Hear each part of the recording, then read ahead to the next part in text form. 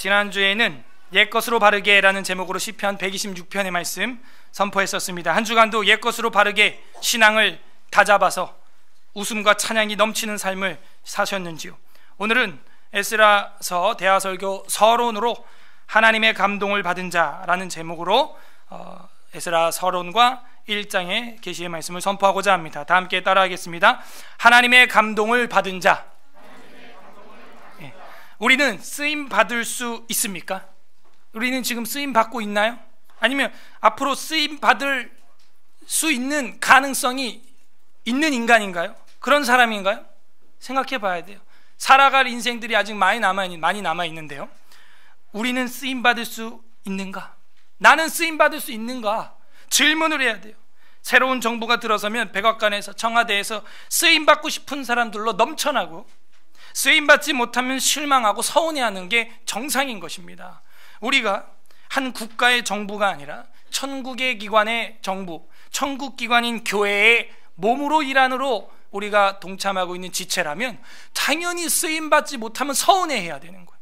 아쉬워해야 되는 거예요. 전혀 아쉬움이 없다. 그 사람은 거기에 아직 관계가 없는 사람인 거죠. 물컵도요, 이게 깨지지 않으면요 사람보다 더 오래 쓸 수 있어요. 한 세대를 쓰임 받아요. 마이크도요 고장만 안 나면요 계속 사용할 수가 있는 거죠. 하물며 하나님의 형상으로 만들어져 있는 사람이 이 컵보다, 마이크보다 사용당하고 쓰임당하는 시간이 짧다면 그거는 뭔가 문제가 있는 거예요. 너무 슬픈 일인 거예요. 통탄스러운 일인 거죠. 인력시장에서 쓰임받지 못하고 자기 일자리가 없어서 발을 동동 굴러 안타까워하는 그 심정을 우리는 가져야 됩니다. 하나님의 포도원에는 늘 그렇게 일할 사람이 부족하다고 마태복음 9장에서는 늘 말하고 있어요. 예수님이 봐라, 익었다 곡식이. 그런데 추수할 것 많은데 추수할 사람이 부족하다. 누가 쓰임받을 수 있는 걸까요?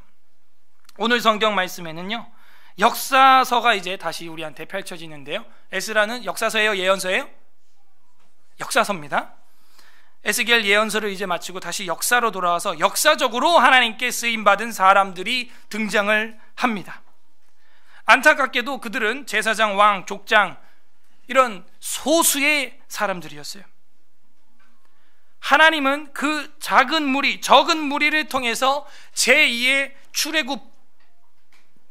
출애굽을 이루시고 새로운 예루살렘 제2의 성전 건설에 사용하십니다. 우리는 오늘 이 에스라서를 보면서 우리의 신앙의 재건에 대해서, 회복에 대해서 깊이 묵상하고 깊이 경건의 시간을 가져야 돼요. 이 책 또한 그냥 지나가면 안 됩니다. 에스라서도 사실 교회에서 설교 잘 안 돼요. 부분적으로 몇 절만 이루어지고 있습니다. 그게 현실이에요. 우리가 오늘 에스겔서 34강 제목을 제가 5페이지에 실었는데 쭉 보시면서 이렇게 힘들게 바벨론 유수에서 포로 생활을 하다가 돌아올 때 그 감정이 어땠다고요? 지난주에 기조 설교에서 제가 전했죠? 감정이 어땠다고요? 꿈꾸는 것 같았다. 시편 126편. 얼마나 원수들 앞에서 부끄러웠는지, 괴로웠던 시인이 점점점 내가 산을 향하여 눈을 들고 성전을 바라보고 우리라는 무리가 되고 이스라엘이라고 하는 여호와 하나님을 경외하는 무리들과 함께 모이니까 어떻게 돼요? 형제들이 동거함이 어찌 그리 선하고 아름다운지요. 그 기쁨이 넘쳐나고요. 몇 시까지 여호와의 성전에 있었다고요? 지금 여러분 시계를 보시면 안 되고요. 지금 제가 무슨 이야기를 하는지 아시죠? 밤, 아까 누가 밤, 감사합니다. 밤이 맞도록 여호와의 전에 있는 자들이여 복이 있다. 그러면서 134편이 탁 끝나는 거예요. 그리고 135편에 할렐루야 팍 찬양이 터져 나오죠. 그런 회복을 맛보는 거예요. 그들은 누구냐 이거예요. 적은 무리들입니다. 하나님은 그들을 통해서 사용하시고 그들을 통해서 한 국가를 일으키는 거예요. 아까도 기도했지만 작은 교회지만은 하나님의 사람들이 여기서 많이 배출되게 하여 주옵소서. 기도하고 전략적으로 준비해야 돼요. 지금 오늘날에도 이스라엘 민족은요 미국에서도 2%밖에 안 됩니다. 국민들 다 해봐야 2천만이 안 돼요. 우리나라보다 뭐 절반도 안 되는데요. 미국 경제의 거의 한 30% 이상을 차지하고 있다는 거예요. 엄청난 겁니다. 우리 기독교인들도 전략이 필요해요. 제가 볼 때 에스라 보세요. 포로였는데 그 왕의 도움을 받는 현인이었어요. 느헤미야 보세요. 최고급 공무원이었어요. 왕의 목숨을 오르락 내리락 좌우할 수 있는 술잔을 쥐고 있는 사람이었어요. 에스더 말할 것도 없죠. 나라를 구했어요. 이스라엘이 하만에게 멸종될 뻔했는데 나라를 구했어요. 숫자가 중요한 게 아닌 거예요. 보니까 정말 제대로 된 사람 한 명이 있으면 변하는 거예요. 오늘도 보면 고레스, 에스라, 세스바살 이런 사람 한 사람이 준비되니까 역사가 달라지는 거예요. 부디 오늘 말씀을 통해서 하나님께 쓰임받는 비법을 깨닫고 하늘 왕국의 사명자로 쓰임받는 서울 에스라교회 성도님들 되시기를 주님의 이름으로 간절히 소망합니다. 네, 우리 에스라 교회입니다. 에스라 교회 제가 안내를 할 때 접견실에서 늘 소개를 해드리는데요. 에스라 뜻이 뭐예요? 도움이라는 뜻입니다. 하나님 여호와께서 도움. 본래는 아자리아가 이제 정식 문장이에요. 아자리아 하면 여호와께서 도우시다. 이걸 에스라 이러면 여호와께서 도움 이러고 딱 명사형으로 끝내는 거예요. 그래서 아자리아 하면 여호와께서 도우신다. 그러니까 우리 교회는 to help church가 돼야 되는 거예요. 하나님이 도와주셔서 우리도 돕는 맨날 도움만 받는 그런 교회가 아니고요. 이제는 하나님으로부터 도움을 받아서 우리도 타자를 돕는, 두 가지를 돕는 게 우리 교회 목적이라 그랬죠. 첫 번째 뭐예요? 영적으로 돕는 거예요.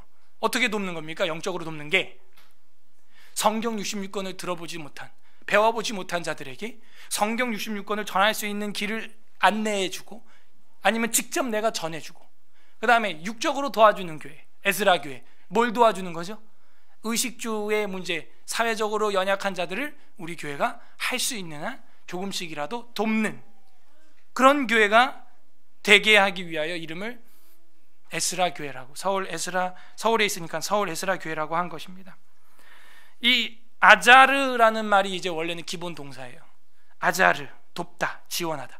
여기서 에제르가 나왔어요. 에제르.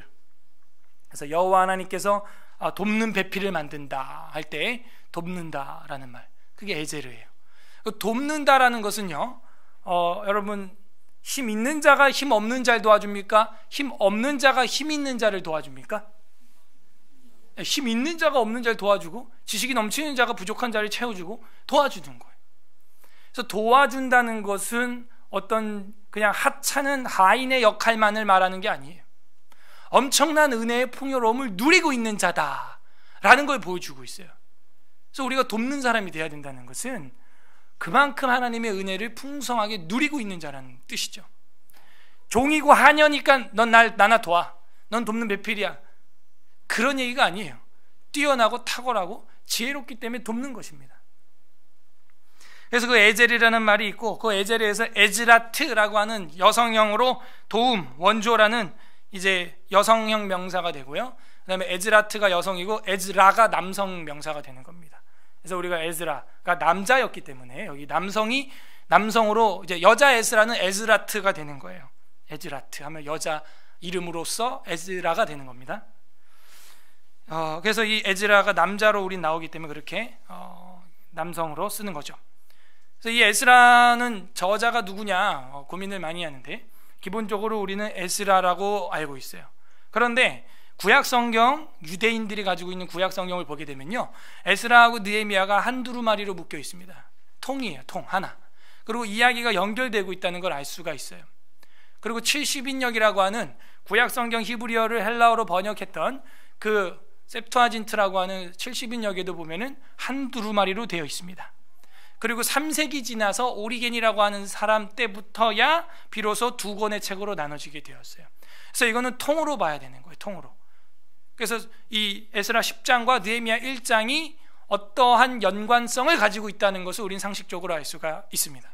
그래서 에스라서하고 느헤미야서가 통이라면은 이 역대기, 우리가 이 앞에 보면 역대하 36장으로 끝나는데요, 우리가 방금 읽었던 그 고레스 칙령이라고 하는 것이 여기 역대기 앞으로 가보세요. 역대하 36장 21절, 2절, 3절에도 나오잖아요. 똑같죠? 똑같이 보면은 21절을 보게 되면은 36장 21절 앞페이지, 바로 앞페이지에 보면 이에 토지가 황폐하여 땅이 안식년을 누린과 같이 안식년 70년을 지냈으니 여호와께서 예레미야 입으로 하신 말씀을 이루어졌더라. 바사 왕 고레스 왕 원년에 여호와께서 예레미야 입으로 하신 말씀을 이루시려고 여호와께서 바사의 고레스의 왕의 마음을 감동시키시매 그가 온 나라에 공포도 하고 조소도 내려 이르되 바사의 왕 고레스가 이같이 말하노니 하늘의 신 여호와께서 세상 만국을 내게 주셨고 나에게 명령하여 유다 예루살렘 성전을 건축하라 하셨나니 너희 중에 그의 백성된 자는 다 올라갈지어다. 너희 하나님 여호와께서 함께 하시기를 원하노라 하였더라. 뭐 완전히 문법이 똑같지는 않지만 내용이 한미하고 있는 게 거의 싱크로율이 100% 가까워요. 그래서 에스라 느헤미야가 한 저자가 썼다면은 역대기도 분명 에스라 느헤미야서를 쓴 자가 썼다라고 보고 있는 게 정통 학설이에요. 그래서 제가 고민을 정말 많이 했어요. 고민을 역대기를 먼저 설교해야 되는 거 아니냐, 그런 생각을 굉장히 많이 했습니다. 왜냐하면 역대기 역사를 쓰는데 목적이 있거든요. 민족 중흥을 다시 건설을 하는 리더들이 어떤 청사진을 내놔야 되는데 그 청사진을 아담 때부터 이 에스라 때까지 이야기를 쫙 쓴 거예요. 그게 지금 역대 상하서거든요. 그래서 그걸 보면서 이런 나라를 재건한다 다단 하는데 마지막에 고레스 칙령이 딱 들어있고 그 마지막에 나왔던 고레스 칙령이 어디랑 연결돼요? 에스라 1장 1에서 3, 4절까지 연결이 되는 거예요. 그래서 그렇게 도입이 돼야 되는데요, 그러려면 역대 상하설 또 대하설로 제가 해야 돼요. 최소한 그게 또한 몇 개월 걸립니다. 그래서 미리 사실은 봤으면 하는 마음이 굉장히 컸는데요, 뒤에 가서 보기로 하겠어요. 왜냐? 1장에 에스라가 나오진 않으니까요. 그죠? 2장에도 안 나오죠. 3장, 4장, 5장, 6장에도 에스라가 안 나옵니다.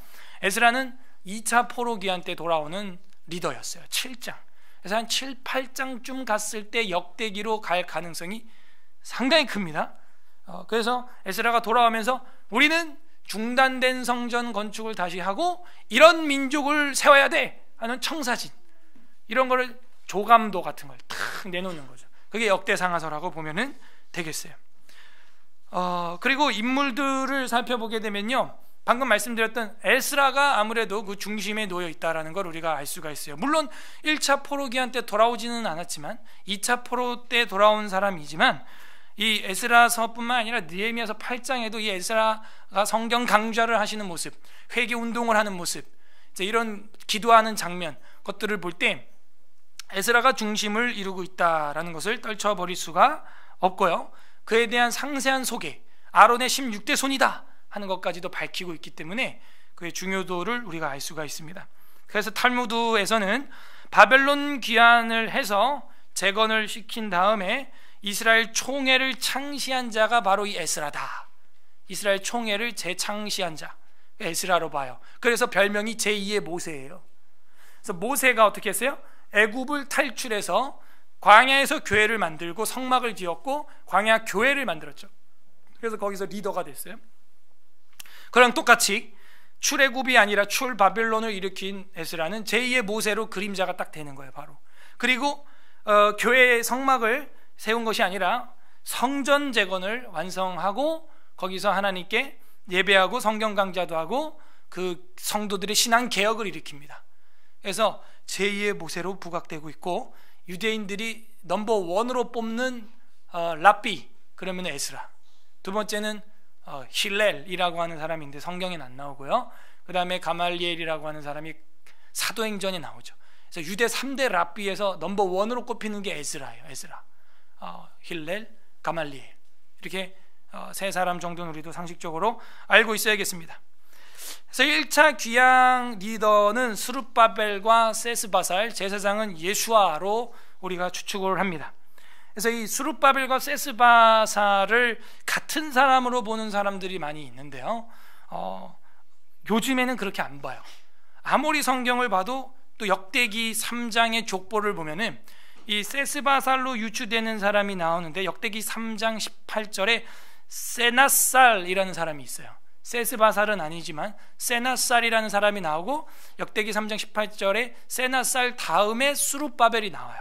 그래서 이 세낫살이 아마도 세스바살의 다른 언어일 것이고, 그 다음에 세스바살과 수룹바벨은 동일인이 아닙니다. 이 프립세트 성경책에는 어디인가 그 동일인으로 기록을 하고 있어요. 2장 2절을 각주하면서. 그런데 동일인이 아니에요. 명확히 다릅니다. 세스바살은 왕족의 프린스라고 되어 있어요. 영어로도 왕족이고요. 이 수룹바벨은 그 세스바살의 조카뻘 된다 하는 걸 알 수가 있습니다. 그래서 수룹바벨과 세스바살은 각각 다른 사람입니다. 그래서 그거에 대한 자료는요, 논문으로 나온 것도 너무 많고요. 그래서 이제 같은 사람으로 그냥 단순하게 취급하는 그런 해석은 요즘에는 인정받지 못하고 있습니다. 그래서 저도 같은 사람으로 보다가요, 아닌 것 같아요. 그래서 다른 사람으로 보고 있고, 세스바살과 수룹바벨은 어떤 관계다? 삼촌과 조카의 그런 관계를 가지고 있어요. 그래서 세스바살은 왕자예요, 왕자. 그리고 제2차 귀향민 리더로는 에스라, 3차 귀향민 리더로는 느헤미야가 느헤미야서 1장 2장에 기록되어 있습니다. 그래서 결코 쉬운 일이 아니었어요. 무려 1500km나 되는 거리를 온 거거든요. 돌아온 거거든요. 그러니까 이거는 보통 결단을 해서는 올 수 없는 그런 거리였어요. 그래서 이 에스라는 아론의 16대 손이었다고 7장에서 소상하게 자기의 그 인트로덕션을 해주고 있죠. 그래서 이런 소상한 이야기를 하는데 거기서는 1인칭으로 기록을 하고 있다 하는 것을 우리가 알 수가 있습니다. 그리고 이 에스라서에서 보여주고 있는 신학은, 큰 신학은 바로 하나님 백성의 회복. 근데 그 회복 안에는 회개가 반드시 들어 있습니다. 회복에 관해서 초점을 맞추고 있어요. 그래서 우리가 지금 이 대하설교를 하면서 묵상하기 좋은 게, 좀 침체되어 있고 뜨뜻미지근한 나의 신앙을 회복하기에 아주 좋은 책이다, 아주 적합한 계시의 말씀이다 하는 거죠. 자, 구조로 들어가면은 1장부터 10장까지 있는데 6장까지 탁 자르면요, 앞에는 성전 건축이 됩니다. 따라하세요. 성전 건축. 뒤에는 신앙 건축이 됩니다. 따라하세요. 신앙 건축. 이 구조만 봐도 아주 그 은혜롭게 되어 있어요. 1장부터 6장까지는 성전을 건축하라. 하드웨어, 성전, 사람들의 눈에 보이는 것이죠. 모이는 곳이고요. 그래서 성전을 먼저 건축하라는 거예요. 하나님을 예배할 장소를 구별하라는 거예요. 그리고 나서 7장부터는 신앙 건축을 하는 장면, 백성들이 회개운동과 말씀 강좌와 기도회와 이런 것들을 하는 장면들을 보여줍니다. 이 구조만 봐도 우리도 알 수 있는 게 있어요. 일단 모이죠. 모이려면 우리도 장소가 있어야겠죠. 뭐 경기장을 빌리든 학교를 빌리든 간에 장소는 있어야 되는 거예요. 그 다음에 뭐가 있어야 돼요? 소프트웨어, 하드웨어가 이제 있으면 소프트웨어, 돌아갈 게 있어야 되는 거예요. 교회가 돌아가게 하는 건, 교회를 돌아가게 하는 건 뭐예요? 말씀인 거예요. 말씀. 그게 오퍼레이팅 시스템, OS예요. 성경 말씀을 탑재할 때 교회는 제대로 돌아가게 되어 있습니다. 제대로 문이 열리고 닫히게 되어 있어요. 그래서 우리의 신앙도 돌아보는 거예요. 하나님 앞에 하나님의 장소를 먼저 구분하고, 그 다음에 거기서 하나님 말씀을 먼저 배워나갈 때 거기에서 하나님 백성들의 회복이 풍성하게 일어난다. 그래서 예전에는 저는 무교회주의자처럼 교회당 필요 없다, 그래갖고 제가 가정에서 논영동에서 이제 시작을 했어요. 그래갖고 어떤 집사님 가정에서 이제 한참, 그때 우리 김원주 집사님도 오시고 그랬었는데 막 할 때인데 주인이 나가라고 하는 거예요. 건물 주인이, 그 집사님 말고 집사님 새 들어 있었던 거, 건물 주인이 베란간 나가라고 하는 거예요. 그럼 갑자기 교회가 없어져 버려요. 마땅히 모일 때도 없고요. 제가 그런 일을 겪으면서, 이 한국은 토지법이 레위기의 율법에 나오는 그런 토지법을 적용하지 않기 때문에 이게 참 골치구나. 그래서 개척 때 노목사님이 하신 말씀이 딱 기억나더라고요. 노목사님이 개척 처음 했을 때 그 사당동에 한 15평 되는 요런 방 보면서 혀를 끌끌끌 차면서 뭐라고 하셨냐면, 더 넓은데 할 수 있었을 텐데 참 아쉽네. 속도 모르시고, 그것도 겨우 한 건데 정말 힘내가지고 1000에 70만 원짜리 그것도 겨우 한 거예요. 진짜 힘에 부치게. 근데 먼저 목회를 해보시고 인생을 살아보신 그 입장에서는 기왕에 처음에 할 때 어느 정도 공간을 확보해놓고 힘쓸 때 힘써서 해놔야 되는데 하는 그런 마음이셨던 것 같아요, 지금 돌아보면. 근데 그때는 제가 속으로 아니 무슨 내가 그렇게 존경하는 목사님이 부동산 얘기를 하시니까 아니 뭐 이거보다 더 넓은데 뭐 그러고 저한테 그래요. 나중에는 땅도 사고 건물도 올리고 그렇게 해가지고 해야 한다. 그게 7년 전에 2011년도 1월 11일 날 서울에 오셔갖고 개원 예배 할 때 하신 얘기가 저는 녹화하면서도 너무 충격이었어요. 어린 나이에 아니 뭐 오셔가지고 그런 걸 지도해 주시나 뭐 말씀 앞에 뭐 죽어라 뭐 한다든지 뭐 기도하다 죽어라 뭐 한다든지 그런 말을 하시는 게 아니라 회를 끄끄끄 차면서 왜 그러냐면 그런 걸로 고생을 많이 해보신 거예요. 근데 저도 이제 에스라 느헤미야서 보면서 아하 이게 타부시해야 될 건 아니구나. 이게 있으면 좋은 거예요. 예. 그래서 거기서 열심히 하나님의 사람들을 길러낼 수가 있는 거예요. 그래서 여기까지 우리도 오게 된 것이죠. 어쨌든 성전 건축과 신앙 건축은 같이 갈 때 좌로 우로 치우치지 않고 건강하게 건축을 할 수 있다 하는 걸 알게 됐어요. 그러므로 우리도 마음 신앙 건축까지 완공을 해야 하는 것입니다. 에스라서를 보면서 제가 너무 이 목회자로서 깜짝 놀란 것은 여기 교회론이 들어있다 하는 걸 깨닫게 됐고 목회학이 들어있습니다. 두 가지 교회론과 목회학이 들어있어요. 교회가 무엇이냐 하는 것을 보여주고 있어요. 그 다음에 목회는 목회자가 이렇게 해야 한다라는 소위 그 리더십을 보여주고 있는데요. 에스라 교회라고 저는 허울만 여태 씌워놨구나 하는 반성을 많이 하게 됐습니다. 무서워요. 에스라를 보면요, 자기 목회에 반대했던 자들의 이름을 그대로 쓰고 있어요. 예? 느헤미야도 마찬가지고요. 루분과 심세, 산발랏, 도비야, 게셈과 그들과 함께했던 작당들. 그 다음에 다음 주에 우리가 보겠지만 2장만 살짝 봐도요, 그 명단 이름들이 쫙 나오잖아요. 전부 이름이에요. 전부. 10장에도 마찬가지고요. 느헤미야 2장도 마찬가지고요. 전부 이름을 쓰고 있다는 걸 보면서 이게 목회일지구나. 근데 사도 바울도 신약성경에 가면 그렇게 해요. 구리장생 알렉산더가 해를 많이 끼쳤으므로 너는 그를 조심해라. 후메네와 빌레드를 조심해라. 그 다음에 데오드레베 같은 자들을 맞이하지 말아라. 막 제가 이런 것들을 지금 구약에 나타나는 거를 이렇게 보면서 제2의 모세니까 모세도 한번 상기를 해보니까 그랬어요. 모세에게 반기 들었던 아론과 미리암, 고라, 다단, 아비람, 온 다 기록한 거예요. 그런 게 이제 성경 전체가 갑자기 확 보이면서 하나님의 일을 진행함에 있어서 방해하는 자, 목회자는 명확히 기록하라는 거예요. 하나님의 일을 하는데 함께 동참했던 자 잊지 말고 기록하라는 거예요. 이런 게 간단한 문제 같지만 저한테는 굉장히 크게 다가왔어요. 이게 하나님이 원하시는 목회일 수 있겠구나. 우리는 그냥 조용 그냥 왜 나가요? 그냥 이런저런 개인 사유로 나갔어. 그런 거 아니라는 거예요. 명확히 기록하고 있어요. 회방했다, 성전을 방해했다, 더럽혔다, 돼지의 피를 흘렸다, 부정했다, 누가 정확히 기록하는 거예요. 그래서 와, 이런 목회가 가능한가? 이런 목회가 정말 가능한가? 협조자와 비협조자 인물 명단을 소상하게 기록함으로써 하나님의 나라의 협조자 비협조자를 명확히 갈라놓는 거예요. 마지막 10장에 가면요, 거기는요 제사장 이름도 다 들어가 있어요. 이방 여자들과 놀아난 사람들 이름 다 기록해놨어요. 거기다가. 왜 기록해놓을 거예요? 왜? 결국엔요 우리도 이 땅에서 그 연습을 하라는 거예요. 마지막 하나님 앞에 갔을 때 생명책과 그 옆에 놓여있는 책들이 많이 있는데, 그죠? 요한계시록에 보니까 그 책들이 보니까요 저랑 여러분의 이름뿐만이 아니고 했던 모든 행실이 다 기록되어 있는 거예요. 다. 이것을 하나님이 지금 보고 계시는구나.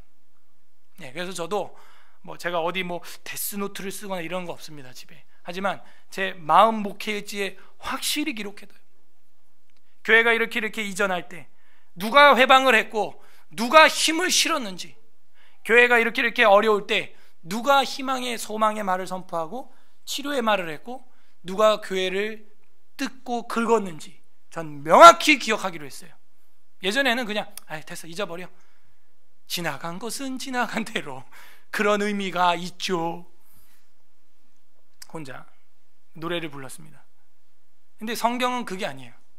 명확히 기록하라. 그래서 하나님의 일을 진행함에 있어서의 그 태도를 에스라, 느헤미야, 모세, 바울이 보여주고 있다 하는 겁니다. 시간이 없어서 서론을 계속하면 오늘 하루 종일 할 것 같으니까요. 자, 이쯤 하고 에스라서 이제 들어가면요. 1절 바사왕 고레스. 바사는 퍼시아. 어느 나라예요? 페르시아. 왕 고레스, 퀴리우스 고레스라는 왕이 있어요. 그 고레스 원년에, 그러면 이 고레스는 어느 나라를 통치했냐? 메데 페르시아 왕, 바사 왕이었다라는 걸 알 수가 있어요. 그러면 바벨론 포로로 잡혀갔던 유대인들이 페르시아 나라에서 귀환하는 거죠. 그러므로 출바벨론이라는 이 별칭은 사실은 정확한 국가적 명칭은 아닌 거죠. 출바벨론, 제2의 바벨론, 제2의 출애굽, 출바벨론. 그러니까 땅은 바벨론이라고 계속 불립니다만 국적은 사실은 페르시아죠. 그래서 페르시아가 되는 거예요. 국적으로 친다면. 근데 땅은 바벨론인 거죠. 그런 것도 우리가 정확히는 좀 구분을 할 줄 알아야 되겠고요. 그래서 고레스 원년에 여호와께서 예레미야 입을 통하여 하신 말씀을 이루게 하시려고, 많은 학자들이 이제 이사야의 고레스의 이름이 많이 나오다 보니까 이사야의 예언이 이루어졌다라고 평가를 이 부분을 볼 때 하시는데, 그것도 틀린 얘기는 아니에요. 이사야서에 보면 고레스를 보고 너는 내 종이다, 내가 너를 지었다, 너 이름을 내가 안다 이러면서 내가 널 사용하겠다, 그런 말도 나오죠. 그런데 에스라서의 본문을 가지고 해석을 할 때는 정확히 예레미야의 입을 통하여 하신 말씀이 이루어진 거지 이사야의 예언이 이루어진 건 아니죠. 그죠? 이미 고레스는 세워졌고 고레스의 칙령은 나버렸죠. 준비되고 하나님 앞에 택함을 받고 쓰임받는 건 이사야서도 말하는 게 맞지만, 너희들이 70년 만에 돌아오리라 하는 것은 예레미야의 입으로 통하여 하신 예언이 성취된 것이죠. 그래서 이제 바벨론 유수, 바벨론 포로 귀환한 이스라엘 백성들이 어떤 각성이 생겼냐면, 율법서만 중요한 게 아니다라는 각성이 생겼어요. 모세의 글만 중요한 게 아니다. 누구 글도 맞는다? 예언자들의 글도 맞는다 라는 각성이 생긴 겁니다. 그래서 구약 성경이 점점 늘어나게 된 거예요. 예레미야의 입을 통하여 하신 말씀을 이루게 하시려고 바사왕 고레스의 마음을 감동했다. 그래서 예레미야 25장 11절, 29장 10절 이런 데 보게 되면 정확히 나와 있죠. 예레미야 25장은 너희가 70년 만에 돌아오리라. 24장은 뭐였어요? 예레미야 대하설교 다 했습니다. 예레미야 24장은 기억나세요? 그 싱싱한 무화과 나무 바구니하고 말라비틀어진 무화과 바구니가 있었는데 이게 뭘 의미한다 그랬어요? 바벨론으로 잡혀가는 자가 싱싱한 무화과예요? 말라비틀어진 무화과예요? 싱싱한 무화과죠. 그러고 나서 25장에는 70년 만에 너희가 돌아오리라 성전 설교를 했더니 26장에서 고관과 방백들이 일어나서 저런 매국노 하면서 우리 보고 잡혀가라고 하는 그런 장면들이 예레미야서에 있었습니다. 그래서 그 예레미야 선생님이 예언했던 것이 이제 이루어지는 거죠. 여기서 충격이 뭐예요? 말씀은 이루어진다는 거예요. 그러므로 하나님 앞에 쓰임 받으려면, 하나님 앞에 쓰임 받는다는 말은요, 다른 말로 이렇게 해석하세요. 에스라, 하나님 앞에 도움을 받으려면, 하나님의 도움을 받아 쓰임 받으려면 어떻게 해야 돼요? 하나님의 말씀에 순종해야 되는 거예요. 이 포로 귀환 공동체는 누구냐면 예레미야를 통해 선포하신 하나님의 말씀에 순종한 자들이에요. 순종한 자들. 이 순종해서 귀환해서 돌아온 사람이요, 몇만 명 안 돼요. 10만 명이 안 됩니다. 퍼센트로 따지면 신학자들은 10%에서 많아야 30%, 나머지는 다 어디 있어요? 70%는 90%는 다 어디 있어요? 바벨론에 있다는 거예요. 왜? 나라가 살기가 너무 좋아요. 캐나다, 미국 이민을 갔습니다. 좋은 집과 이 저 푸른 초원 위에 그림 같은 집을 짓고 자리를 잡았습니다. 대한민국에 전쟁이 터졌습니다. 폐허가 됐습니다. 그래서 한국 사람들 보고 돌아오라고 합니다. 가고 싶을까요? 가고 싶지 않은 거예요. 똑같아요. 그래서 대부분 돌아오지 않았고, 돌아온 사람들은 누구냐? 예레미야의 말을 예레미야 말로 믿는 게 아니라 여호와 하나님의 말씀으로 알고 말씀에 순종해서 돌아온 사람들이에요. 그래서 이 이하에 나오는 그 정확히 기록된 명단들이 누구냐면 영광스러운 명단이에요. 하나님의 말씀에 순종한 사람들이라는 겁니다. 우리가 첫 번째 정리할 수 있는 것은 누가 하나님 앞에 쓰임받는 자냐? 말씀에 순종하는 자, 그가 회복을 누릴 자예요. 지난주에도 얘기했잖아요. 빨래 방망이로 마음을 때려야 때가 빠져나갑니다. 빨래도 방망이로 때려야 때가 빠져나가요. 똑같아요. 하나님의 말씀의 방망이, 불같지 아니하니 하는 그 말씀의 방망이로 나를 쳐서 순종시켜야 마음의 때가 벗겨져 나가는 거예요. 여전히 마음이 싱숭생숭하고 음흉하고 부정한 이유는 말씀의 빨래방망이로 내가에서 때려본 적이 없는 거예요. 그러니 여전히 때가 득실득실한 거죠. 때려야 됩니다. 말씀에 순종해야 하는 것이죠. 자, 그 다음에 바사왕 고레스의 마음을 어떻게 했대요? 감동시키심의 밑줄. 이 감동이 뭐냐면 영감이랑 다릅니다. 이 감동시켰다라고 하는 말은요, 이 히브리어를 찾아보니까 우르라고 해요. 우르. 이 우르나 오르가 사실은 이 빛이에요. 빛. 그죠? 빛. 헬라어로는 포스, 라이트, 빛인데요. 이 우르, 오르, 이 어원이 이 빛에서 온 거예요. 빛. 그러니까 하나님이 우리 마음속에 빛을 던져줄 때가 있어요. 너 이렇게 해야지. 야, 너 저기 안 보이냐? 저기 교회 지금 저러는 거. 야, 교회 이렇게 지금 힘든 거 너 안 보이니? 너 집사 맞니? 너 권사니 장로니? 너 목사 맞냐? 이렇게 빛을 양심에 이렇게 픽픽 던져주세요. 그게 뭐라고요? 감동. 따라해서 감동. 그러니까 하나님이 우리 마음속에 그렇게 빛을 던져주시고 감동을 주실 수는 있지만 순종하냐 안 하냐는 누구 자유예요? 네, 그 사람 자유예요. 바로 왕 마음속에도 빛을 던집니다. 이스라엘 백성을 도와줘라. 막 짐승 떼가 죽어나가고요, 막 독종이 생기고요, 우박이 쏟아지고요, 날강이 피가 되고요, 파리 재앙이 일어나고요. 마음속에 막 던져줘요. 너 이러면 되겠냐? 아, 나라가 망하지 않겠냐? 이를 악물고 순종 안 하는 거예요. 감동은 주실 수 있지만요, 순종하냐 안 하냐는 그 개인에게 달려있어요. 여러분도 그런 거 보이죠? 누군가 마음에 감동이 되니까 여기 강대상에 이렇게 강대상 보가 이렇게 생긴, 누군가 마음이 감동이 돼서 이런 예쁜 꽃이 조화가 이렇게 올라와 있는 거예요. 이렇게 하면 좋지 않겠냐? 마음속에 빛이 막 반짝반짝. 뭐 이런 사람이 누구냐? 하나님의 감동을 받는 자들이에요. 하나님의 감동. 그럼 누구예요? 하나님의 도우심을 받는 자죠. 그 사람이 누구라고요? 오늘 설교 제목이에요. 하나님 앞에 감동받아 쓰임받는 자들이라는. 전혀 미동도 없다, 전혀 감동도 없고 전혀 반짝이는 빛이 없다. 이런 분들은 일단 하나님과 나의 관계를 점검해 봐야 되고, 내가 회심했는가 돌아봐야 돼요. 그래서 이 감동이라고 하는 말은요, 히브리어로 우르라는 것인데 흔들어 깨우다 이런 뜻을 갖고 있어요. 그리고 이 잠을 깨우다 이런 뜻도 있고요, 일어나다 이런 뜻도 가지고 있어요. 그래서 깨어 있으라 하는 것이죠. 저희 집의 유행어입니다. 요즘에 저희 집안에서 옛날에 제가 하도 애들한테 정신 똑바로 차려, 정신 차려 막 이러고, 집사람한테도 정신을 차리라 막 이러고 제가 이런 말을 했는데 애들이 막 따라하는 거예요. 엄마 정신 차려요 막 이러고 이래가지고 이거 안 되겠다, 말이 억양이 좀 그래서, 야 우리 이제 정신 차리자라는 말 할 때 깨어 있으라 이렇게 말하자. 그러니까 애들이 엄마 아빠한테 그래요. 아빠 깨어 있으라. 그래 깨어 있을게. 그래요. 그래서 저도 애들한테 야 이게 뭐야, 이게 정리가 안 됐어, 깨어 있으라. 깨어 있으라. 말이 그래도 그게 난 것 같아요. 근데 성경에 보면 깨어 있으라 하는 게 흔들어 깨우다. 예, 좀 빛을 머금어라. 마음속에 좀 하나님의 그 빛을 받아봐라, 감동을 받아봐라, 이런 뜻이죠. 따라하세요. 깨어 있으라. 그거예요. 우르 하는 거, 감동시키심이. 그 고레스의 마음도 하나님이 감동을 시키는 거예요. 그가 온 나라에 공포도 하고 조소도 내렸다. 제대로 뭐 한 거예요? 순종한 거죠. 제대로 감동된 거죠. 그러니까 역사상 그 사람은 100년 안에 죽었지만 역사상 지금까지도 퀴리우스의 이름은 거론되고 있어요. 조소도 내리고요, 공포도 하고요, 제대로 화끈하게 순종하는 거예요.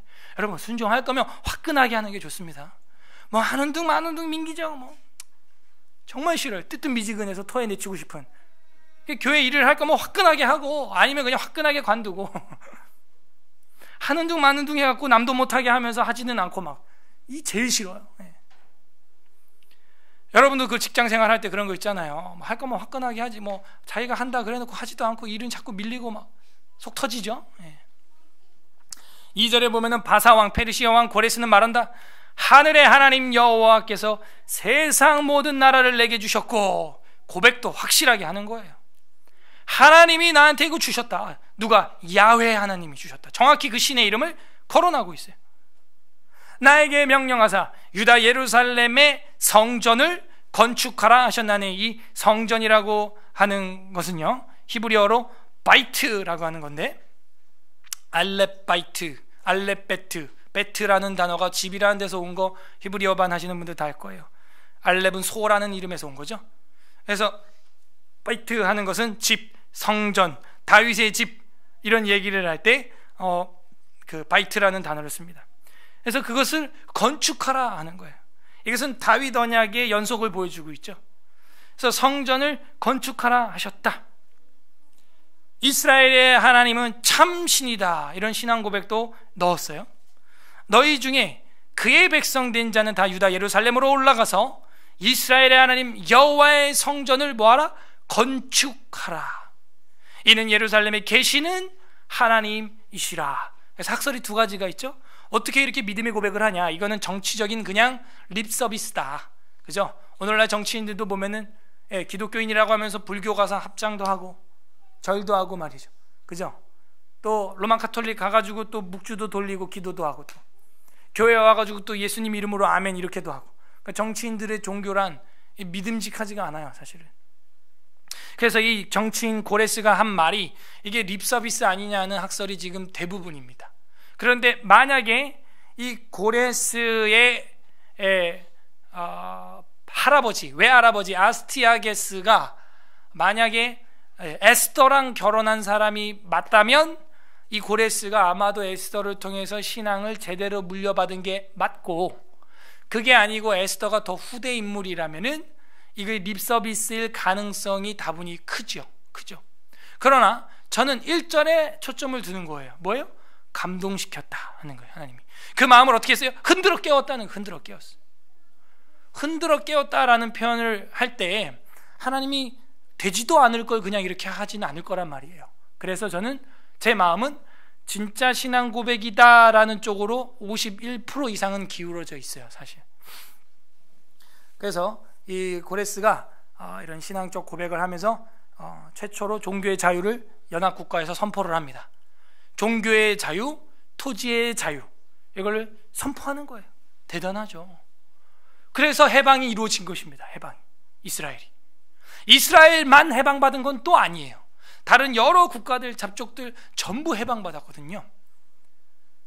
밀라노 칙령이 로마 시대 이후에 내려지는 것처럼 이때는 구약 시대에 밀라노 칙령이라고 봐도 되겠어요. 그래서 이 칙령이 실제 존재하는가에 대해서 학자들이 아주 의견이 분분했는데 19세기 말에 고고학적으로 발굴이 됐습니다. 여러분 인터넷에 치면 나와요. 고레스의 원통 도장, 통도장 이렇게 검색하면요, 퀴리우스 실린더라고 해가지고 나와요. 그거 봤을 거예요. 이렇게 통나무처럼 이렇게 볼록한데 이렇게 굴리면은 도장으로 찍히는 아주 큰 이렇게 통도장, 돌로 된 도장, 그런 거 봤을 겁니다. 이세벨의 통도장도 발견이 됐고요. 고레스의 통도장은 너무 유명하죠. 발굴이 돼가지고 지금 UN 그 본부의 모조품이 거기 전시가 지금 돼 있어요. 심지어 지금까지도 전 세계 연합국의 대명사의 리더로 퀴리우스. 그래서 거기는 종교, 토지, 모든 거에 대한 그 인종의 자유를 보장한다 하는 그런 인장, 통도장, 퀴리우스 실린더라고 하는, 그게 지금도 존재합니다, 역사적으로. 그래서 이게 뻥이 아니에요. 성경책이 실제고 역사입니다, 이게. 그래서 우리 아이들한테도 그런 것도 좀 보여주고, 사실 견학도 가고 그런 걸 해야 돼요. 뭐 여행 가가지고 쥐새끼나 보고 미키마우스 이러면 안 되고요. 이런 데 가서 봐라, 이게 고레스의 실린더고, 실제로 저기 또 가면은 고레스 무덤 있잖아요. 그런 것도 좀 보고, 성경을 공부하고 그런 여행을 하고 자연을 맛보고 이래야 되는데 맨날 그냥 놀러 가가지고 한다는 게 그런 거밖에 안 하는 거예요. 그래서 우리는 좀 다른 여행 패턴을 좀 가져야겠어요. 그래서 그 고레스 칙령이 이게 진짜입니다. 4절에 그 남아있는 백성이 어느 곳에 머물러 살든지 그곳 사람들이 마땅히 은과 금과 그 밖의 물건과 짐승으로 도와주고 그 외에도 예루살렘을 세울 하나님의 성전을 위하여 예물을 어떻게 드리래요? 억지로 드려라? 기쁘게 드릴지니라 하였더라. 화끈해요. 이런 거 보면 이렇게 화끈한 사람이 통치 잘하는 거예요. 도와줄 거면, 육아수당 줄 거면 화끈하게 주고 말이에요. 좀 이래야 되는데 이게 주는 둥 마는 둥 병아리 오줌 만큼 찌끔찌끔 애를 낳으라는 건지 키우라는 건지 말라는 건지 그 통치 제대로 하는 게 아니에요. 우리가 쓰임 받으려면요, 첫 번째 예레미야의 말에 순종했던 그 소수의 인물들이 있었다라는 걸 정리를 했고, 두 번째는 뭔 것 같아요? 하나님의 말씀에 감동을 받아야 돼요. 하나님이 흔들면 우르르 하고 빛을 던져서 흔들면 깨어나야 되는 거예요. 깨어나야 돼요. 예. 깨어나지 못하고 미련한 다섯 처녀처럼 여전히 기름 똑 떨어져가지고 쩔쩔매고 이런 신앙, 앵꼬 신앙이라 그러는데, 저는 늘 언제 차가 멈출까 그냥 쩔쩔쩔매요. 앵꼬 신앙이야. 기름 떨어질까. 그러지 마시고요, 채워놓을 거면 가득 넣고요, 믿을 거면 제대로 믿고요, 그리고 순종할 거면 화끈하게 하는 거예요. 하나님이 마음속에 빛을 던지고, 야, 너 교회 안에서 이렇게 해야 되지 않느냐, 그리스도의 몸된 교회를 향한 충성이 믿음이다, 충성과 믿음은 같은 단어다, 이렇게 배웠으면, 충성은 믿음이야 배웠으면 나 이렇게 충성해야겠다, 화끈하게 하는 거예요. 감동받았으면 깨어나야 되는 겁니다. 쓰임받는 자 두 번째는 누구예요? 감동받는 자, 깨어나는 자. 그가 쓰임받아요. 그가 도움을 받는 자예요. 에스라, 도움받는 자예요. 에스라 화끈하게 사표 쓰고 촌으로 돌아오는 거예요. 네, 좋은 최고의 국가 페르시아를 놔두고 다 부서진 폐허로 오는 거예요. 느헤미야 화끈하게 술관원직 사직하고, 뒤돌아보지 않겠네 하고 오는 거예요. 에스더 화끈하게 목숨 걸고 에스더 4장, 에스더 7장 죽으면 죽으리다 2번 나와요. 뭐가 아쉬워요? 그러니까 이런 사람들이 쓰임 받습니다.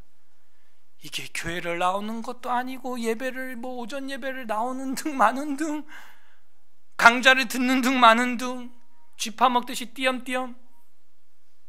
제일 속상해. 제가 봐도 속상한데 하나님 볼 때 얼마나 속상하겠어요. 그래서 이 감동이라는 단어는 뒤에 다른 방백들에게도 쓰입니다. 5절에 보시면 이에 유다와 베냐민 족장들과 제사장들과 레위 사람들과 그 마음에 하나님께 감동 밑줄, 감동을 받고 올라가서, 고레스만 감동된 게 아니었군요. 유다와 베냐민 족장들과 제사장들과 레위 사람들과 그 마음에 누구한테 감동된 거예요? 하나님께 감동된 거예요. 하나님께. 이건 어떤 사람의 선동도 아니에요. 정치적 이슈도 아니에요. 그런 거에 우리가 들쭉날쭉하면 안 돼요. 그게 아니라 하나님 말씀에 움직여야 되는 거예요. 하나님 말씀. 정치적 선동이 아니라 하나님 말씀이 움직여야 되는 거예요. 그래서 하나님 말씀에 감동을 받고 올라가서 예루살렘의 여호와의 성전을 건축하고자 하는 자가 어떻게 했어요? 다 일어났는데 이게 몇 명 안 돼요. 10%에서 30%밖에 안 돼요. 1차 포로기한 때 온 게 49,897명밖에 안 됩니다. 2차 때 온 건 더 적어요. 1,754명밖에 안 돼요. 성경 페이지랑 똑같죠. 1754, 제 전화번호 뒷자리 1754. 그래서 3차 때는 몇 명이 왔는지 기록이 없는데 더 적었을 거라고 봅니다. 다 합쳐도 10만이 안 돼요. 너무 적어요. 근데 여기서 주목해야 될 건 그 적은 무리여 두려워 말라. 수룹바벨과 예수아야, 내 앞에 태산이 무엇이냐? 평지가 될지어다. 하나님이 그 적은 무리를 통하여 역사하신다는 거예요. 그렇죠. 그 한 사람, 고레스가 준비되니까 쓰임 받는 거예요. 한 사람, 스룹바벨, 세스바살, 에스라, 한 사람이 중요해요. 한 사람. 우리 교회에 그런 사람들을 준비해야 됩니다. 우리 아이들 훈련시켜야 돼요. 이제 학습 세례도 또 이제 3월 달에 있고 경건반도 개강하고 준비돼야 돼요. 사람이 준비돼야 됩니다. 그래야 하나님의 도우심을 받을 수 있어요. 6절에 그 사면 사람들은 은그릇과 금그릇, 금과 물품들을 짐승과 보물로 돕고 도왔다 하는 이야기가 계속 반복됩니다. 돕고 그 외에도 예물을 기쁘게 드렸어요. 문제는 이거예요. 기쁘게 드리느냐, 기쁘게 억지로 드리느냐. 뭐든지 기쁨으로 해야 됩니다. 기쁨. 그래서 여러분이 하는 게 기쁨으로 하냐 억지로 하냐, 직장과 직업에 대해서도 제가 이야기한 적이 있죠. 잡이냐 커리어냐, 직장을 다니는 사람이냐 직업을 가진 사람이냐 하는 거예요. 직장을 다니는 사람은 퇴근 시간이 언제가 되는지 계속 확인합니다. 시계를 보고 화장실 가서도 시간이 안 간다 그러고, 뭐 이래 빼고 저래 빼고 막 하기 싫어서 막 미치고 팔짝 뛰고, 아침에 출근할 때 막 천근만근이고 맨날 지각하고, 이 직장 다니는 사람들이에요. 직업을 커리어를 갖고 있는 사람은 누구냐면 퇴근 출근 시간이 없어요. 누가 말 안 해도 그냥 밤새도록 그 일을 연구하고요. 집에 가서 또 하고요. 내일은 더 일찍 와야겠다. 이 사람은 커리어를 갖고 있는 사람이에요. 자기가 전공인 거예요. 그게. 그래서 자기 삶을 그걸로 즐기는 사람이죠. 기쁘게 하는 사람이죠. 제가 이게 직장이라면요, 시간 딱 하면 집에 갑니다. 그냥. 어제도 새벽 4시에 퇴근했거든요. 저한테는 퇴근이라는 개념도 없어요. 출근이라는 개념도 없고요. 집에 있을 때도 늘 해요. 늘 연락하고 문자 보내고 전화하고 또 신방하고. 애가 태어나면 오늘은 6시 이후에 애가 태어났으니 제 퇴근 시간 이후에 태어났으므로 신방 안 감. 그런 거 없습니다. 가는 거예요. 그냥 장례가 터지면 자 오늘 퇴근했습니다. 그런 거 없죠. 바로 가는 거예요. 그냥. 그래도 어때요? 마음이 당연히 그렇게 하는 거예요. 함께 희노애락을 누리는 거예요. 기쁨으로 하는 거예요. 왜? 저는 이게 직장이 아니에요. 잡이 아니에요. 저한테 그냥 제 몸이에요. 제 몸이고 제 삶이에요. 그냥. 그 사람은 출근 시간이 시간 진짜 안 가네, 뭐 그런 생각을 안 해요. 여러분은 뭘 가지고 있어요? 직장을 가지고 있어요? 직업을 가지고 있어요? 그거는 내가 기쁨을 가지고 있냐 안 가지고 있냐, 거기서 판명돼요. 주 앞에 드릴 때도 마찬가지. 이게 헌금인지 세금인지 딱 구분이 돼. 헌금을 내는 건지 내가 지금 뜯겨서 세금을 하나님 앞에 내는 건지, 그 마음의 빛이 탁탁탁 보여준다니까. 아이고 아깝다 하는 사람들은 지금 하나님한테 세금 내고 있는 거고, 그죠? 세금은 낼 때 아까워, 그죠? 헌금을 드리는 자는 뭐예요? 드리고도 부족해요. 네. 이 백성들은 금그릇과 은그릇과 물품과 짐승과 보물로, 잘못 읽어서 또 고물로 이러면 안 돼요. 고물 드린 자 없어요. 보물로 돼서 보물로. 그냥 교회 고물은 잘 드려요. 제가 우리 교회도 보면 기타 줄 끊어진 거, 뭐 목 나간 거, 플랫 떨어진 거 이런 건 기타 잘 세팅해놔. 새 거 안 와요. 새 건 없어요. 거의. 슬픈 현실이죠. 보물로 덮고 그 외의 예물을 기쁘게 드렸다. 근데 이걸 또 누가 도와준 줄 알아요? 7절에 봐요. 정체가 나와요. 고레스 왕이 또 여호와의 성전에 그릇을 꺼냈어요. 그러니까 이 사람이 억지로 한 게 아니라는 걸 저는 계속 느껴요. 그 여호와의 성전 그릇이 뭔 줄 아시죠? 옛날에 그 벨사살이 거기다 포도주 부어가지고 다니엘서에 보면 부어라 마셔라 뭐 분위기 살리고 했던 거 있잖아요. 그 그릇인데, 금 그릇, 그죠?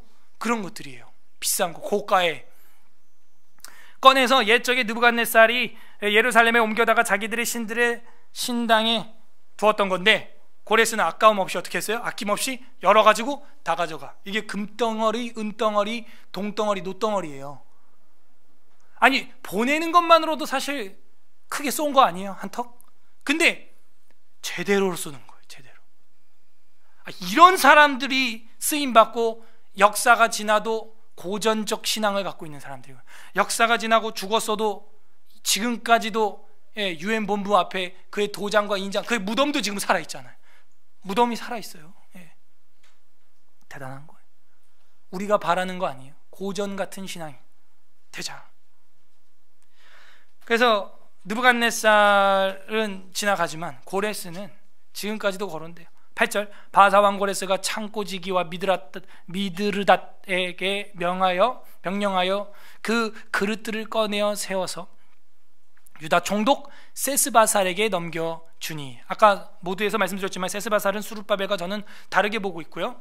역대기 3장 18절에서 나와 있는 그 아마도 세낫살이라고 하는 사람이 나오는데 그 사람이 세스바살이고 그 다음 절에 나오는 수룹바벨, 그래서 삼촌과 조카의 관계, 왕자로 여기 총독이라고 돼 있죠. 8절에 이 총독이라고 돼 있는 히브리어가 사실은 귀족, 왕자, 왕손 이런 뜻이거든요. 그래서 세스바살에게 넘겨주니 그 수는 금접시가 30개고 은접시가 1000개요. 와, 칼이 29개고 금대접이 30개요. 그보다 못한 은대접이 410개요. 그 밖에 그릇들이 1000개다.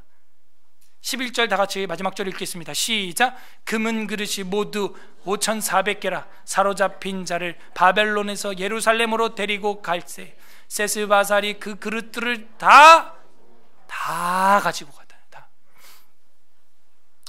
저는 세 번째 쓰임받는 사람이 누굴까 생각을 해보면 이렇게 희생하는 사람이라고 생각해요. 아낌없이 내주는 사람, 고레스뿐만이 아니고요, 세스바살과 그 앞에 나와있던 제사장들과 베냐민 족장들과 유다 족장들, 이들은 돌아온 11조들이에요. 돌아온 10%에 불과해요. 폐허로 왔지요. 자기 좋은 처자식, 주거, 주택 다 바벨론 놓고 왔어요. 희생정신을 가지고 왔어요. 요세푸스에 의하면은 10%에서 30%라고 정확히 기록하고 있습니다. 역사서에도. 그러므로 이 사람들을 통해서 하나님은 새 예루살렘 성전 재건과 국가를 일으키고 이름을 다 이렇게 기록한 거예요. 정확히 도운 자들, 정확히 함께한 자들 잊지 않고 다 기록하고 있어요. 서울 에스라교회 누구 없어요? 정확히 잊지 못하게 기록될 만한 사람 없어요. 없어요. 저는 목회를 하면서 정확히 기록을 하기로 결심했습니다. 회방한 자들 4장에 나와요. 룸과 심새뿐만 아니고 계속 나옵니다. 정확히 기록합니다. 정확히. 관련 구절 보겠습니다. 데살로니가전서 5장 8절 우리 다 함께 보겠습니다. 신약 성경 보고 정리하겠습니다. 살전 데살로니가전서 5장 8절 신약 성경 332 페이지 데살로니가전서 5장 8절 다 같이 읽겠습니다. 332 페이지 332 페이지 신약 데살로니가전서 5장 8절 시작. 우리는 낮에 속하였으니 정신을 차리고 믿음과 사랑의 호심경을 붙이고 구원의 소망의 투구를 쓰자. 정신을 차리고, 이게 뭐라고요? 깨어 있으라. 흔들어서 하나님이 깨어 놓는 거예요. 깨어 있으라. 그래서 뭐 하라고요? 믿음과 사랑의 호심경. 호심경은 뭐예요? 이 흉부를 보호하는 갑옷입니다. 그래서 거기 다 붙여가지고 신앙을 지키라는 거예요. 어디에 속해서? 낮에 속해서, 빛에 속해서, 오르, 우르, 빛에 속하란 말이에요. 그래서 깨어 있으라. 정신을 차리고 구원의 소망의 투구를 쓰고 그렇게 하나님 앞에 순종하고 감동받고 희생하자. 에베소서 4장 30절에도 보면은 그런 말씀이 나오는데요. 에베소서 4장 30절, 우리 햇빌골몬이니까 좀 앞으로 가야 되겠네요. 에베소서 4장 30절 314페이지 314페이지 에베소서 4장 30절 우리 다 함께 한번 좀 읽어보기를 원합니다. 에베소서 4장 30절 314페이지 시작. 하나님의 성령을 근심하게 하지 말라. 그 안에서 너희가 구원의 날까지 도장 찍혀 있다. 인치심을 받았다. 성령을 뭐하게 하지 말라? 근심하게 하지 말라. 제가 이 말씀을 왜 떠올렸냐면, 하나님 앞에 감동받는 자, 하나님이 나를 흔들어 깨울 때 순종하는 자는 성령, 내 안에 계시는 나를 구원의 도장 찍어주신 성령님을 기쁘시게 하는 자라는 거예요. 그런데 반대로 하나님이 계속 흔들고 깨우는데도 계속 고집과 아집을 피우는 자는 성령을, 내 안에 계시는 성령을 어떻게 하는 자? 근심시키는 자라는 걸 깨닫게 된 거예요. 그래서 하나님이 내 마음속에 빛을 던져주시고 흔들어 깨워주실 때 내가 거기에 100% 순종을 해야 내 안에 계시는 성령님이 기뻐하시는구나. 기뻐하시는구나. 반대로 우리 한국교회는 어때요? 자꾸 하나님의 백보자를 흔들어 버리겠대요. 아니, 네 마음을 흔들고 있다. 지금 하나님이 너의 마음을 감동시켜주고 있다고. 주객이 전도된 게 우리 한국교회. 자꾸 우리는 하나님의 보좌를 흔들어 버리겠다. 하나님의 그런 신성 모독에 가까운 망발을 하고 있는 거예요. 하나님이 우리를 흔드실 때 거기 순종해야 되는 겁니다. 부르면 다 가요. 봐봐요. 아시죠? 이번 주에 빌레그레어 목사님 돌아가신 거? 네. 백수를 하고 돌아가셨어요. 그분이 뭐 메이슨이다 아니다, 메이슨 들어갔다 탈퇴했다, 뭐 말이 많지만 어쨌든 기고 나라도요 가야 돼요. 예. 전 세계를 복음으로 말씀 전 여의도도 와가지고 그때 우리나라도 100만 그 했었잖아요. 성에 해갖고 김장한 목사님이 통역하시고 그랬었죠. 여기 갔다 오신 어르신들도 있고 저희 어머니도 청년 때 갔었다 그런. 부르면 가야 돼요. 그러므로 하나님께서 우리 마음에 감동을 주실 때, 흔드실 때 우리는 성령님을 근심시키는 자가 아니라 성령님을 기쁘게 하는 자가 되어야 될 줄로 믿습니다.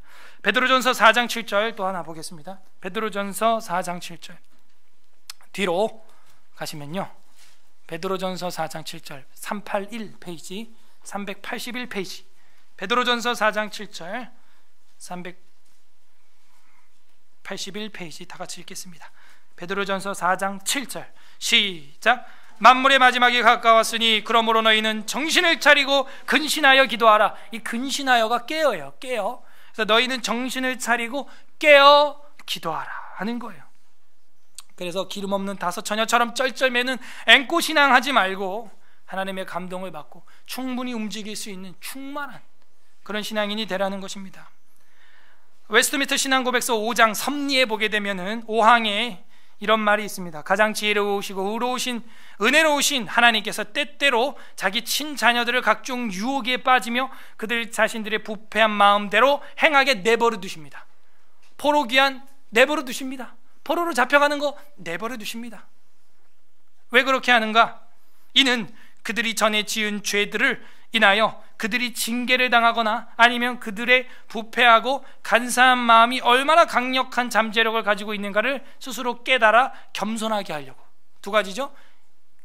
내버려 두는 이유는, 지금 그 죄를 짓게 하는 이유는, 내버려 두는 이유는 이전에 어떤 지었던 죄에 대하여 징벌을 다시 한번 내리기 위해서. 두 번째는 자신들의 마음이 얼마나 더럽고 부패한 인간인지를 스스로 깨달아 겸손케 하기 위해.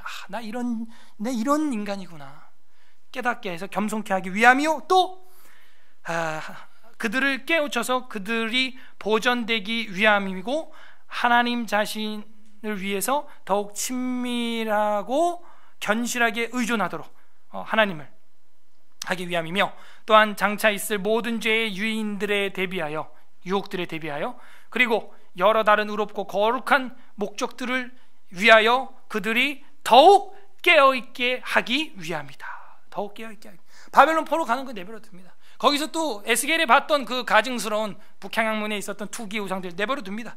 그런 것들을 통해서 하나님이 더 그들을 깨어있게 하려고, 더 하나님의 하나님 되심을 보여주기 위해서 그렇게 뭐한다? 섭리하신다는 거예요. 그래서 5장 섭리 5항에 나와 있는 말이에요. 이겁니다.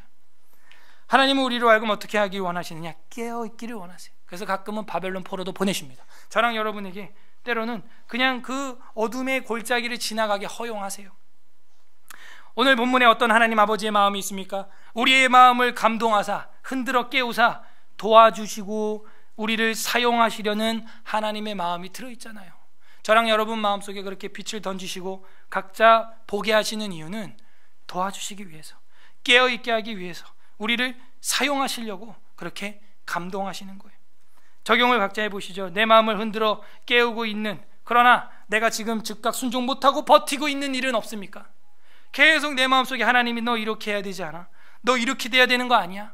감동을 주고 흔들어 깨우시는데 나는 버티고 있지 않아요. 버티면 어떻게 돼요? 부러지는 거예요. 끝맺겠습니다. 우리 주 예수 그리스도께서는 깨어있으라고 말씀하십니다. 마태복음 보고 마치겠습니다. 마태복음 오늘 마지막 성경 24장 42절, 마태복음 24장 42절.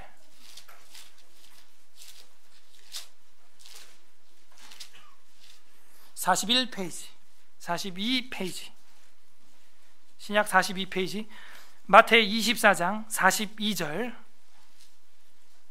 다 같이 읽겠습니다. 마태복음 24장 42절 시작. 그러므로 깨어있으라. 어느 날 너희 주가 임할는지 너희가 알지 못한다. 예수님이 우리 보고 깨어있으라는 거예요. 지혜로운 다섯 처녀처럼 늘 기름 가득 채워놓고 있으라는 거예요. 언제 어떻게 너희가 어디로 갈지 모른다. 다음 장 25장 13절도 볼까요? 다 같이 읽어보겠습니다. 25장 13절 정확하게 그 열처녀 비유 끝자락에 나오는 거죠. 다 같이 읽겠습니다. 25장 13절 시작. 그런즉 깨어있으라. 너희는 그 날과 그 때를 알지 못하느라 신랑이 언제 올지 모른다. 늘 등불 켜놓고 있어라. 마태복음 26장 38절 마지막으로 보겠습니다. 26장 38절 47페이지 마태복음 26장 38절 다 같이 합독합니다. 시작. 이에 말씀하시되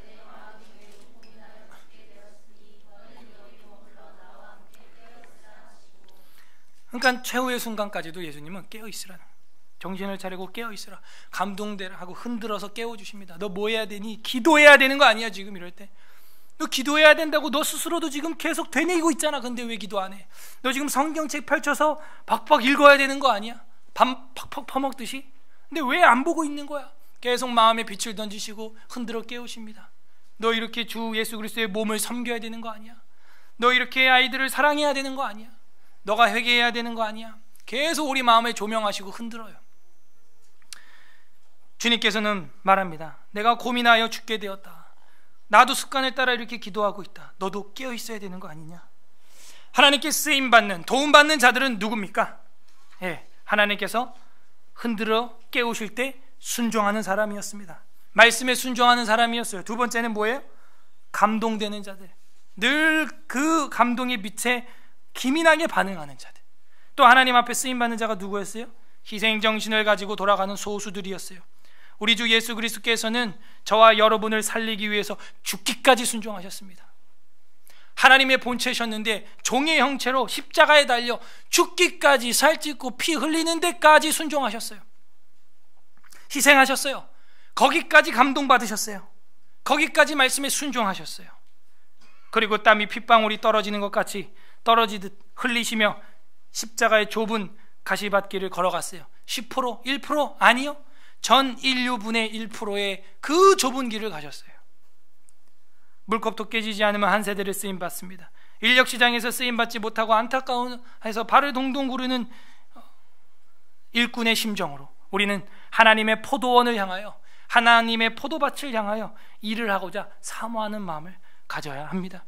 부디 하나님의 흔들어 깨우심에 순종으로 반응하여 얼마 남지 않은 우리 나그네의 인생, 하나님의 영광과 그리스도의 몸된 교회를 위하여 고난으로 우리의 몸을 채우는 은혜가 저랑 여러분에게 임하시기를 주님의 이름으로 간절히 소망합니다. 우리는 쓰임받을 수 있습니까? 제가 말씀 생각하면서 기도할 때 하나님, 우리 안에 말씀에 순종하는 마음 주시되 고레스처럼 왕도, 천하를 호령하는 왕도 순종했는데 하나님 말씀에 순종하는 자 되게 하여 주옵소서. 두 번째로는 하나님, 주님께서 내 마음을 흔드시고 빛을 던져주시고 깨어있게 하실 때 깨어나게 하여 주옵소서. 세 번째로는 하나님 앞에 희생했던 그 10%, 전 인류분의 1% 십자가의 길을 가신 예수님, 우리도 이제는 하나님이 돌아오라고 할 때 에스라처럼, 느헤미야처럼, 수룹바벨처럼, 세스바살 왕자처럼 그 고관대작 내려놓고 황폐한 주의 터전에 올 수 있는 그런 사람 되게 하여 주옵소서. 우리 기도했으면 좋겠고요. 하나님의 감동, 하나님이 주시는, 계속 마음속에 주시는 그 성령님의 사인에 순종하지 못하고 성령님을 근심하게 했던 것들은 회개하는 기도 같이 올려드렸으면 좋겠습니다. 우리 다 함께 말씀을 생각하면서 하나님의 도우심을 구하겠습니다. 기도하겠습니다. 하나님 아버지, 감사드립니다. 저희로 하여금 말씀으로 깨닫게 하시고 회복의 말씀을 주시기에 감사합니다. 주님의 말씀에 순종하며